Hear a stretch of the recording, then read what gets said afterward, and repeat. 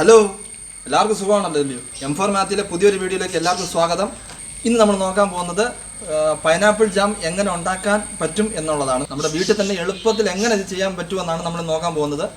അപ്പോൾ നമ്മൾ ആ വീഡിയോയിലേക്ക് പോകുന്നതിന് മുമ്പായി ഈ ചാനൽ സബ്സ്ക്രൈബ് ചെയ്തിട്ടുണ്ടെങ്കിൽ ഉറപ്പായും സബ്സ്ക്രൈബ് ചെയ്യുക. തൊട്ടപ്പുറത്ത് ബെല്ലൈക്കോണും എനേബിൾ ചെയ്യുക. ചെയ്ത് കഴിഞ്ഞാൽ അടുത്ത് ഞാടുന്ന വീഡിയോയുടെ നോട്ടിഫിക്കേഷൻ നിങ്ങളുടെ മൊബൈലിൽ കിട്ടും. അപ്പോൾ നമ്മൾ താമസിക്കുന്നില്ല, വേഗം ആ വീഡിയോ നോക്കാൻ പോവാണ്. ഓടി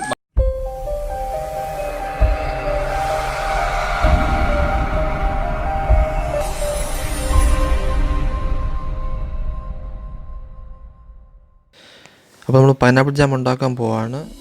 അതിന് നമ്മൾ 7 പൈനാപ്പിൾ എടുത്ത് വെച്ചിട്ടുണ്ട്.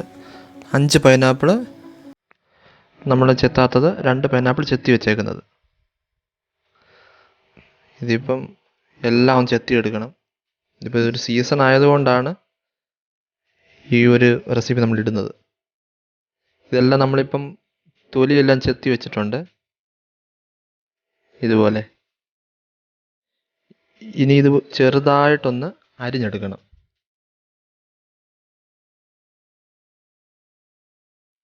നടുക്കത്തെ ആ ഒരു തണ്ട് പോലത്തത് വേണ്ട, സൈഡ് മാത്രം നമ്മൾ ഇതുപോലെ അരിഞ്ഞെടുക്കുവേ. ഈ തണ്ട് നമുക്ക് വേണ്ട, അത് കട്ടിയായതുകൊണ്ടാണ് നമുക്കത് വേണ്ടാത്തത്.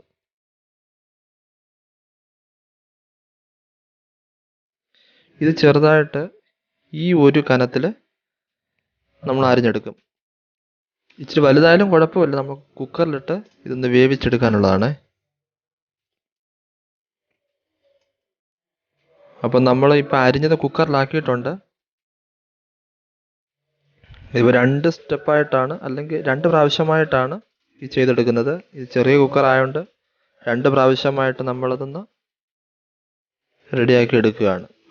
ഈ ഗ്ലാസ്സിൻ്റെ ഒരു 3/4 ഗ്ലാസ് വെള്ളം ഒഴിച്ച് റെഡിയാക്കി എടുക്കുക.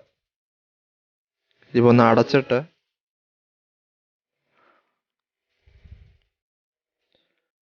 നമുക്ക് ഈ പൈനാപ്പിൾ വേവിച്ച് കുക്കറിൽ നിന്ന് എടുത്തു വെച്ചിട്ടുണ്ട്. നമ്മളിപ്പോൾ 2 പ്രാവശ്യമായിട്ടാണ് വേവിച്ചത്. നമ്മൾ അത്രയും വെള്ളം ഒഴിച്ചിട്ടില്ല, എന്നാൽ അതിൽ നിന്ന് കുറേ വെള്ളം ഇറങ്ങിയിട്ടുണ്ട്. ഇത് വെന്ത് വരുമ്പം കുറച്ച് വെള്ളം കൂടുതൽ വരും. ഇത് നമുക്ക് കുറേശ്ശെ മിക്സിയുടെ ജാറിലിട്ടൊന്ന് അരച്ചെടുക്കാം. ചെറിയ ചൂടോടെ അരച്ചാൽ മതി. ഈ ചൂടൊക്കെ ഒന്ന് ആറിയിട്ട് ഇതൊന്ന് അരച്ചെടുത്താൽ മതിയേ. നമുക്കിതുപോലെ എല്ലാം ഇട്ടൊന്ന് അരച്ചെടുക്കാം.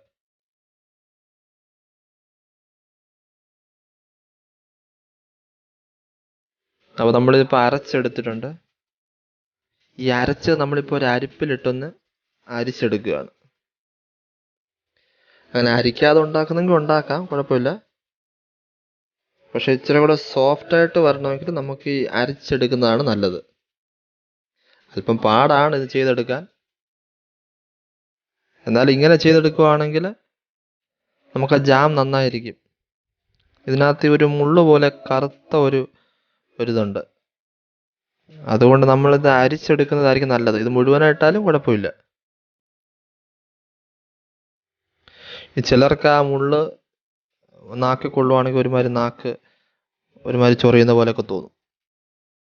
അതുകൊണ്ട് ഈ അരിച്ചെടുക്കുന്നതാണ് നല്ലത്.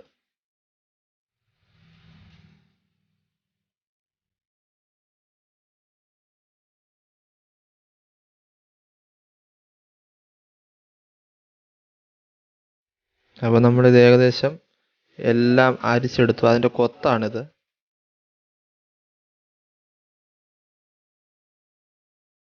ഇത്രയും അതിൻ്റെ ഒരു വേസ്റ്റ്, ഒരു കൊത്തെന്ന് വേണം പറയാൻ, അത് കിട്ടിയിട്ടുണ്ട്. നമുക്ക് ആ ജ്യൂസ് ടൈപ്പിലുള്ളത് ഇത്രയും കിട്ടിയിട്ടുണ്ട്. ഈ അരിപ്പിൽ ഒഴിച്ചു കൊടുക്കുമ്പോൾ തവിയിട്ട് ഇതുപോലെ ഒന്ന് ഇളക്കിയിട്ട് കൊടുത്താൽ പെട്ടെന്ന് അരിച്ചങ്ങ് വീഴും. അത് നമ്മൾ ഈ കഷ്ണം മാത്രമാണ് മിക്സിയുടെ ജാറിലിട്ട് അരച്ചത്. ഈ വെള്ളം നമുക്ക് നേരത്തെ കാണിച്ച വെള്ളമാണ്. അതൊന്നുകൂടെ മിക്സിയുടെ ജാറിനകത്തോട്ട് ഒഴിച്ചിട്ട് ഇതുപോലെ മിക്സിയുടെ ജാറിനകത്തോട്ടൊന്ന് ഒഴിച്ച് ഈ കൊത്തൊന്ന് വീണ്ടും അതിനകത്തൊന്ന് ഇട്ട് കൊടുക്കുക. ഒന്നോടൊന്ന് ഇത് നരച്ചെടുക്കുക.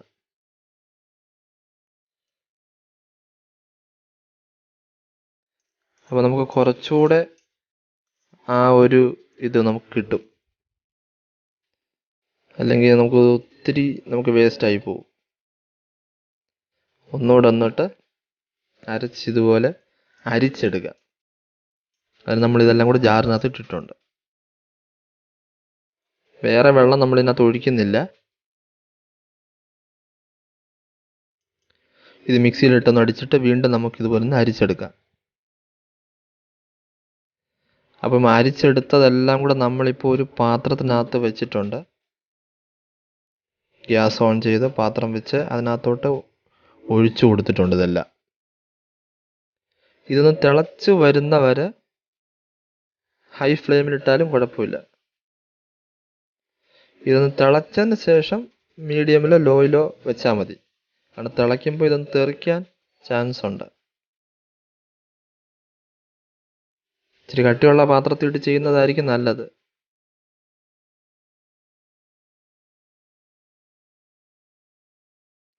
ഇത് അടുപ്പത്ത് വെച്ചിട്ട് വേറെ അങ്ങോട്ട് പോവുകയും ചെയ്യരുത്. കാരണം ഇത് ഇടയ്ക്കിടയ്ക്ക് ഇങ്ങനെ ഇളകിക്കൊണ്ടിരിക്കണം. ചിലപ്പോൾ ഇത് അടുക്കി പിടിക്കാൻ ചാൻസുകളുണ്ട്. കണ്ടോ, നമ്മളിപ്പോൾ അരിച്ചെടുത്തത്, അതിനകത്ത് തരികളൊന്നുമില്ല. നന്നായിട്ട് അത് നമുക്ക് കിട്ടിയിട്ടുണ്ട്. നമ്മളിത് അരിക്കാതെടുത്തെങ്കിൽ അതിനകത്ത് ഒത്തിരി ആ കൊത്തുകളൊക്കെ അതിനകത്ത് കിടക്കും.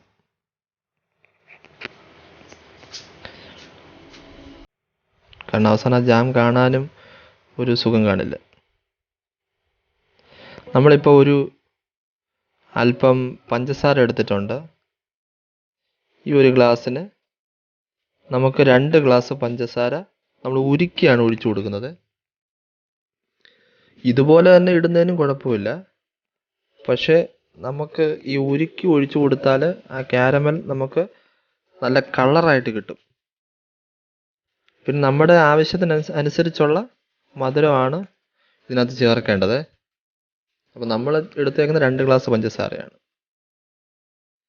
അപ്പോൾ ആ പഞ്ചസാര നമുക്കൊന്ന് ലായനിയാക്കി ഒന്ന് എടുക്കണം.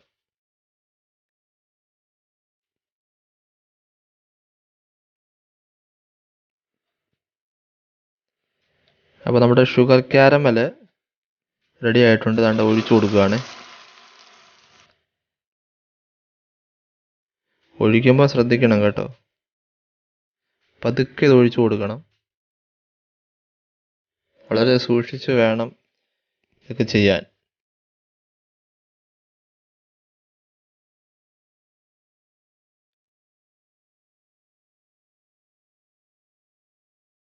അപ്പോൾ ഇതൊക്കെ ഏകദേശം നമ്മൾ ഒഴിച്ചു കൊടുത്തു. ഇത് നല്ലോണം ഒന്ന് ഇളക്കി കൊടുക്കണേ.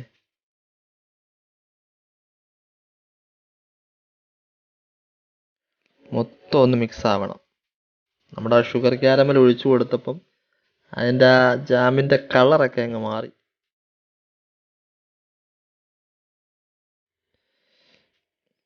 അതിൻ്റെ കളറൊക്കെ ഒന്ന് മാറി വരുന്നുണ്ടത്. നല്ലോണം തിളയ്ക്കുന്നുണ്ട്.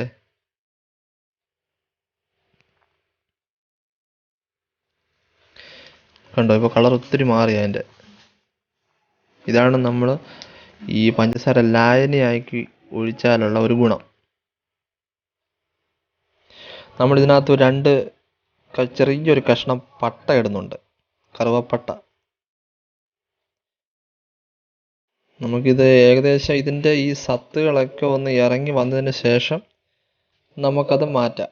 ഇതിട്ടില്ലെങ്കിലും കുഴപ്പമില്ല, നമുക്ക് ആവശ്യമെങ്കിൽ ഇട്ടാൽ മതി. അതിൻ്റെ ഒരു നല്ലൊരു സ്മെല്ലായിരിക്കും. കറുവപ്പട്ട ഇടുമ്പോൾ അതിൻ്റെ നല്ലൊരു മണവും അതിനകത്തുണ്ടാവും. അതിനുവേണ്ടി മാത്രമാണ് നമ്മൾ അതിനകത്ത് യൂസ് ചെയ്യുന്നത്. നമുക്ക് ഏകദേശം ഒരു പരുവായി വരുന്നുണ്ട്. കുറച്ചുകൂടെ ഒന്ന് കട്ടിയായാലും കുഴപ്പമില്ല.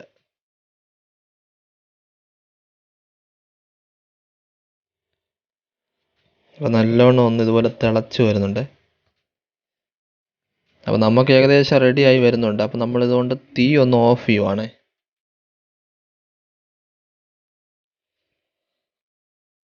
ഇത് ഓഫ് ചെയ്തതിന് ശേഷം ഇത് ഇരുന്ന് തണുത്തതിന് ശേഷമേ ഇത് കുറച്ചുകൂടെ ഒന്ന് കട്ടിയാകുള്ളൂ. നല്ല കളറൊക്കെ ഉണ്ട്. നമ്മൾ അഡീഷണലായിട്ട് കളറൊന്നും ചേർത്തിട്ടില്ല. ഇത്രയും കളറായതിൻ്റെ സീക്രട്ട് നിങ്ങൾ കണ്ടല്ലോ, ആ ഷുഗർ ക്യാരമൽ ഒഴിച്ചതിൻ്റെയാണ്. നമ്മളിപ്പോൾ പട്ട നമ്മൾ ഇട്ട് കൊടുത്ത് കിട്ടിയിട്ടുണ്ട്, അതൊന്നെടുത്ത് മാറ്റണം.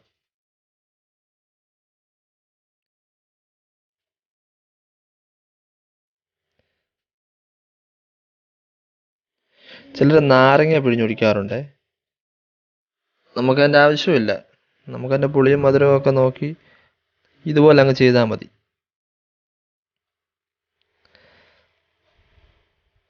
നമ്മൾ നാരങ്ങയൊന്നും പിഴിയുന്നില്ല. ഇത് തീർന്നതിന് ശേഷം ഒരല്പം പൈനാപ്പിളിൻ്റെ എസൻസ് ഒഴിച്ചു കൊടുക്കാമേ. ഒരു 1/4 ടീസ്പൂണോളം മതി. ലേശം നമ്മൾ ഒഴിച്ചു കൊടുക്കുകയാണേ. എന്നിട്ട് ഇതുപോലെ ഒന്ന് ഇളക്കി കൊടുക്കാമേ.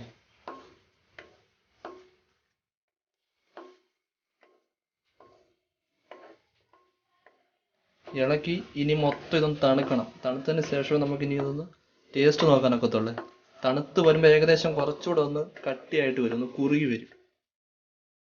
അപ്പോൾ നമുക്ക് ആ സമയത്ത് ടേസ്റ്റ് നോക്കാനൊക്കത്തുള്ളൂ.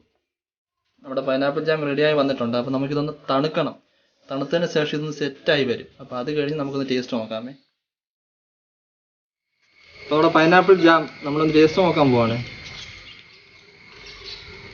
അത് നമ്മൾ എടുത്തേക്കുന്നത് 2 ബ്രെഡ് എടുത്തിട്ടുണ്ട്. അപ്പോൾ നമ്മൾ ഈ ജാം എടുത്ത്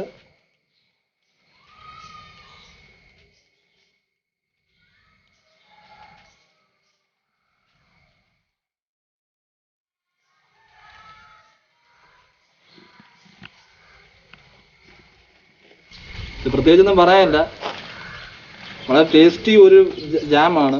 മിക്കവാറും കടകളിൽ കിട്ടുന്നതിനെക്കാട്ടും വീട്ടിൽ തന്നെ ഉണ്ടാക്കാൻ പറ്റിയ ഒരു ജാമാണ്. നമുക്ക് ഉണ്ടാക്കുവാണെങ്കിൽ വളരെ ഇഷ്ടപ്പെടുന്ന രീതിയിലുള്ള ഒരു ജാമാണിത്. എല്ലാവർക്കും ഇഷ്ടപ്പെടും. ഇപ്പം കുട്ടികൾക്ക് മാത്രമെന്നല്ല, വീടുകളിൽ ആർക്കായാലും വളരെ ഇഷ്ടപ്പെടുന്നൊരു ജാമാണ്.